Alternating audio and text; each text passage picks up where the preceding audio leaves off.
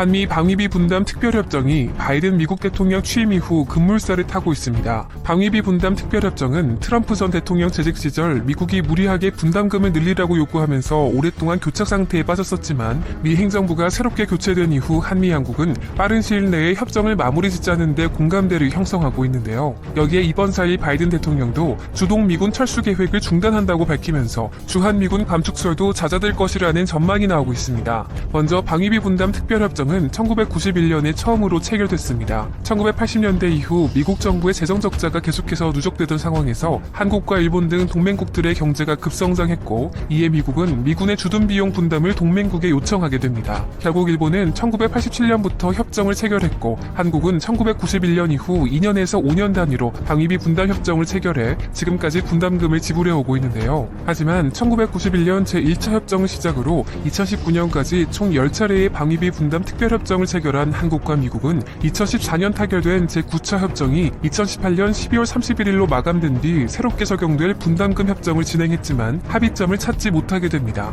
이에 따라 2019년 3월 한국과 미국은 분담금 약 1조 300억 원의 유효기간을 1년으로 한정한 제10차 방위비 분담금 특별협정을 체결하게 되죠. 그런데 이는 트럼프 행정부가 촉발한 문제였는데요. 사실 트럼프 대통령 집권 이전 미국 정부는 주한미군 주둔에 필요한 비용은 총 2조 원이고 여기에서 한국과 미국이 각각 반반씩 1조 원을 부담할 것이라고 수차례 설명해온 바 있습니다. 하지만 갑자기 트럼프 행정부가 원래 요구하던 1조 원의 5배가 넘는 약 50억 달러, 우리 돈 약 6조 원을 한국 측이 부담해야 한다고 요구하면서 문제가 불거졌는데요. 특히 이때 트럼프 행정부는 한국뿐 아니라 1년에 2조 원을 부담하던 일본에게도 10조 원을 내라고 압박한 바 있습니다. 결국 이 당시 전문가들은 미국이 요구하는 6조 원을 포함해 한국이 부담하고 있는 다른 주한미군 직간접 지원비까지 더하면 한국이 부담하는 주한미군 주둔 비용은 10조 원 이상이라면서 이는 한국과 경제 규모가 비슷한 터키의 한 해 국방비 9조 7천억 원을 훨씬 넘는 액수라며 비판의 목소리를 냈습니다. 결국 지난해 3월 끝날 것 같지 않았던 협상은 마침내 2019년보다 13% 정도 오른 수준에서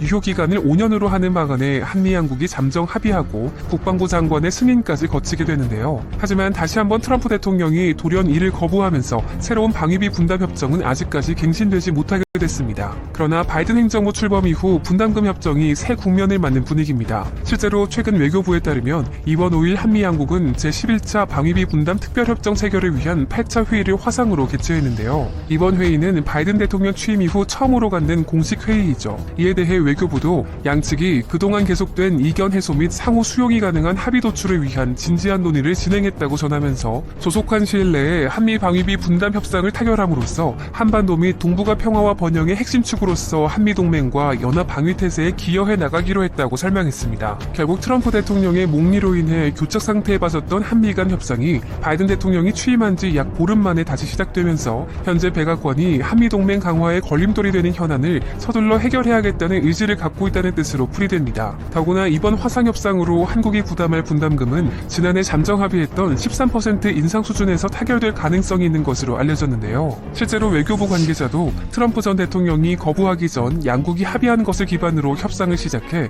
현재 여러 분야에서 진전 중이라면서 분담 금액은 합리적으로 결정될 것이라 본다고 기대했습니다. 한편 방위비 분담금 협상과는 별도로 백악관의 주한미군 정책에도 변화가 있을 것이라는 분석이 나오고 있는데요. 먼저 앞서 트럼프 전 대통령은 지난해 방위비 분담금 협상을 유리한 국면으로 이끌기 위해 주한미군 감축 카드를 꺼낸 바 있습니다. 이 당시 미국 월스트리트 저널 역시 미국 국방부가 백악관에 주한미군 감축 옵션을 제시했다고 보도했었죠. 게다가 존 볼턴 전 백악관 국가안보보좌관이 자신의 회고록에서 트럼프 대통령이 백악관 내부 회의에서 한국으로부터 주둔 비용 50억 달러를 받지 못한다면 미군을 철수하라고 언급했다고 공개하면서 주한미군 감축 논란에 기름을 부었는데요. 심지어 트럼프 전 대통령은 임기 막바지까지 주한미군 감축을 밀어붙이려 시도했었습니다. 바로 지난해 11월 열린 한미 안보협의회의 공동성명에서 주한미군을 현 수준으로 유지한다는 표현을 12년 만에 삭제하면서 주한미군 감축 가능성을 시사한 데 이어 지난해 12월에는 미국 상하원이 합의한 국방수권법에 트럼프 전 대통령이 직접 거부권을 행사한 것인데요. 미국 민주당과 공화당이 합의한 국방수권법 개정안에는 주한미군 규모를 현재의 28,500명 미만으로 줄이는 데에 예산을 사용하지 못하게 하는 내용이 담겨있죠. 또한 트럼프 전 대통령은 새로운 국방수권법에 반대하면서 한국과 독일, 아프가니스탄을 거론했습니다. 이들 나라에 주둔한 미군의 감축을 제한한 국방수권법 조항이 위헌이라는 주장이었죠. 더구나 당시 트럼프 전 대통령은 해당 법에 대해 얼마나 많은 군대를 군사를 배치하는지 혹은 아프간과 독일, 한국을 포함해 어디에 배치할지에 관한 결정은 온전히 대통령에게 달려있다면서 국가 안보와 외교정책 조치에서 미국 우선주의라는 우리 행정부의 노력에 반대되며 이는 중국과 러시아에 대한 선물이라는 주장까지 쏟아냈는데요. 하지만 트럼프 대통령의 거부권 행사에도 불구하고 의회는 이를 수정하지 않았습니다. 한편 미국 언론에 따르면 주한미군 철수에 가장 적극적으로 반대했던 사람이 다름 아닌 아베 전 일본 총리로 밝혀지면서 큰 충격을 주기도 했는데요. 지난해 워싱턴 포스트가 이 같은 내용을 보도하면서 아베는 일본의 안보는 미국에서 누가 집권하든 미국과 좋은 관계를 맺는 데 달려있다는 것을 알고 있었다고 전한 것입니다. 그러면서 아베는 일본 주둔 미군 기지 없이 태평양을 방어하는 것이 얼마나 더 비쌀지 트럼프에게 상기시키면서 주한미군 철수 역시 만류했다고 전했죠. 또한 한국과 일본에 주둔한 미군이 철수하게 되면 북한과 중국으로부터 군사적 위협을 더 크게 느낄 것을 우려한 아베 전 총리가 트럼프 대통령을 계속해서 설득했을 것이라고 분석했습니다. 이렇게 미국 정치권에서 주한미군 철수 논란이 계속되자 스티븐 비건 국무부 부장관이 나서 주한미군 주둔은 미국의 안보 이익을 증진시킬 것이라며 진화에 나서기도 했는데요. 실제로 당시 미국 내부에서도 주한미군 감축 반대 여론이 제기됐었죠. 대표적으로 크리스토퍼 힐 전 주한미국 대사는 주한미군 철수는 미국이 아시아 태평양 지역에서 전략적 철수를 한다고 중국에 잘못된 메시지를 줄 수 있다며 트럼프 행정부를 비판했고, 도널드 그레그 전 대사 역시 미국의 한반도 주둔은 유지되어야 하며 미군 주둔은 미국과 주둔국 모두의 이익에 부합한다고 지적하고 나선 것입니다. 더욱이 이 당시 미 하원은 아예 현재 28,500명 수준의 주한미군 병력을 감축하지 못하도록 하는 내용의 국방특권법안을 발의하며 트럼프 행정부의 주한미군 감축 움직임을 봉쇄하기도 했습니다. 그런데 이렇게 트럼프 대통령의 독단적인 움직임에 미국 정치권이 반발하던 가운데 정권이 교체되면서 분위기는 급반전됐습니다. 바로 이번 4일 바이든 대통령이 워싱턴 국무부 청사를 방문해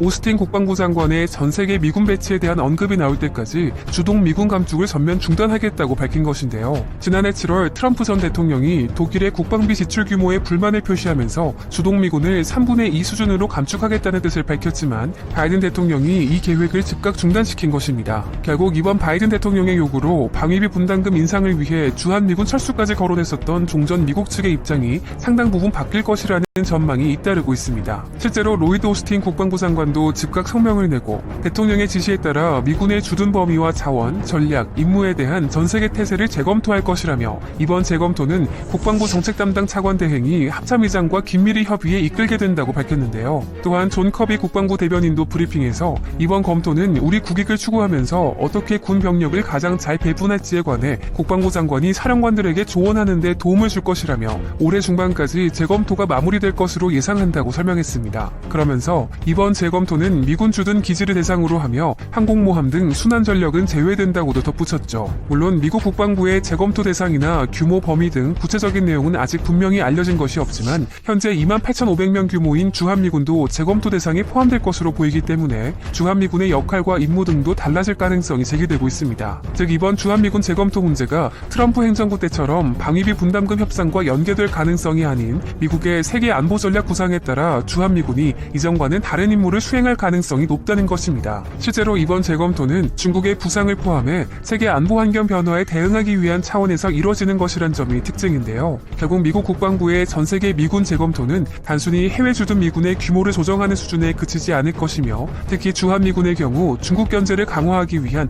미국의 인도태평양 전략으로 역할이 바뀔 것으로 보입니다. 그런데 사실 이미 주한미군은 대북 억지력 강화 임무뿐 아니라 중국을 견제하기 위한 미군의 전초기지 역할을 수행해왔는데요. 이에 대해 지난달 5일 로버트 에이브럼스 주한미군 사령관도 한미연구소 주최 대담에서 인도태평양 사령부 예하의 연합사령부로서 우리는 대중국 전력 목표를 지원하도록 돼 있다며 미국의 대중전략을 수행하고 있다는 점을 공식적으로 밝힌 바 있습니다. 물론 주한미군의 대중견제 역할 수행 정도는 지금까지 낮은 축에 속했지만 동맹국과의 연대를 통해 중국을 견제하겠다는 전략을 거듭 강조하고 있는 바이든 행정부이기 때문에 주한미군의 대북 대중견제 역할은 기존보다 더욱 강화될 수밖에 없을 것입니다. 실제로 미국 전문가들 사이에서도 앞으로 주한미군이 대북 억지력보다 중국을 견제하기 위한 역할을 담당할 것이라는 의견이 나오고 있는데요. 왜냐하면 중국이 남중국해를 군사기지화하는 등 패권을 확보하기 위해 공공연히 나서는 상황에서 미국이 이를 저지하는 것은 핵심 안보과제라는 목소리가 미 행정부 내에서 나오고 있기 때문입니다. 한마디로 주한미군을 한반도 방위에만 고정으로 상주하도록 하는 것은 효과적이지 않고 다른 정부에도 신속하게 전력을 투입할 수 있도록 전략적 유연성을 확보해야 한다는 것이죠. 이렇게 미중 간 군사적 경쟁을 염두에 둔 주한미군 전략 변화에 대해 국내 전문가들도 미국이 대중견제에 한국의 동참을 요청할 것이라고 전망하고 있습니다. 미국과 중국이 남중국해 등 영내에서 군사적 충돌이 발생할 경우 주한미군의 개입이나 지원 방안을 심각하게 고려할 수 있다는 의미인데요. 실제로 이 같은 전망에 대해 우리 군 내부에서도 미중 갈등이 한계에 다다를수록 주한미군의 역할이 대북 방어 임무에 국한될 경우 효용성에 의문이 제기될 수 있다고 우려하고 있는 것으로 알려졌습니다. 그렇지만 오히려 주한미군의 중국 견제 성격이 강해질 경우 우리나라가 의도치 않게 미중 갈등에 휘말릴 가능성이 크다는 우려도 나오고 있습니다. 대표적으로 지난 2017년 미군 전략무기인 사드를 한국에 배치하면서 중국이 거세게 반발한 전례가 있죠. 게다가 지난해 미국 의회가 화웨이와 중싱통신 등 중국산 5G 네트워크 장비를 사용하는 국가에 미군 부대나 주요 무기 체계 배치를 재검토하도록 하는 내용을 국방수권법에 포함시킨 바 있습니다. 하지만 현재 LG U+가 화웨이 5G 장비를 사용하고 있기 때문에 한국의 전략 정찰 자산과 같은 주요 무기 체계와 주한미군 병력 재배치 문제를 두고 미국의 압박을 받는 동시에 중국과의 관계 역시 다시 악화될 수 있다는 우려가 제기되고 있습니다.